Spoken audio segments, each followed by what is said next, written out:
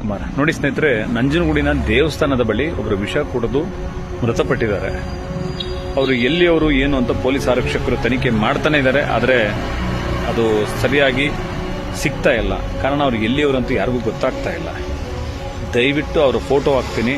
ಅವ್ರ ಬಗ್ಗೆ ಎಲ್ಲಾದರೂ ಮಾಹಿತಿ ಇದ್ರೆ ಈ ವಿಡಿಯೋನ ಆದಷ್ಟು ಶೇರ್ ಮಾಡಿ. ಅವರು ವಿಷ ಕುಡಿದು ತೀರೋಗಿದ್ದಾರೆ. ಅವರ ಪರ್ಸನಲ್ ವಿಚಾರಗಳು ನಮ್ಗೆ ಗೊತ್ತಿಲ್ಲ.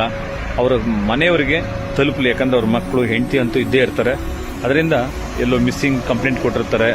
ಅವರು ಇಲ್ಲಿಯವರು ನಂಜನಗೂಡ ಅಲ್ಲ ಅಂತಂದ್ರೆ ಬ್ಯಾಂಗ್ಳೂರು ಎಲ್ಲೋ ಒಂದು ಯಾವುದೋ ಊರಲ್ಲಿ ಇರ್ತಾರೆ.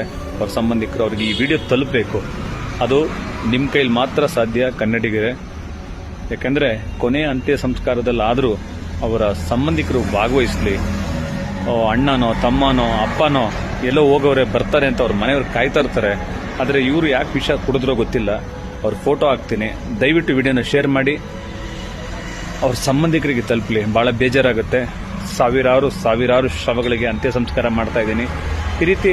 ಈ ರೀತಿ ಎಲ್ಲ ಸತ್ತರೆ ಏನು ಪ್ರಯೋಜನ, ಯಾಕೆ ಸಾಯ್ತಾರೆ ಅನ್ನೋದೇ ಗೊತ್ತಾಗಲ್ಲ. ಅವ್ರ ಪರ್ಸನಲ್ ವಿಚಾರಗಳು ನಮ್ಗೆ ಗೊತ್ತಿರೋದಿಲ್ಲ.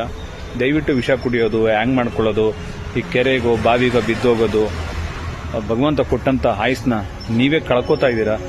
ನಿಂತು ಈ ಜಗತ್ತನ್ನ ಎದುರಿಸಲೇಬೇಕು. ಆಡ್ಕೊಳ್ಳೋರು 4 ಜನ, ನಮ್ಮನ್ನು ಪ್ರೀತಿಸೋರು 400 ಜನ ಇರ್ತಾರೆ.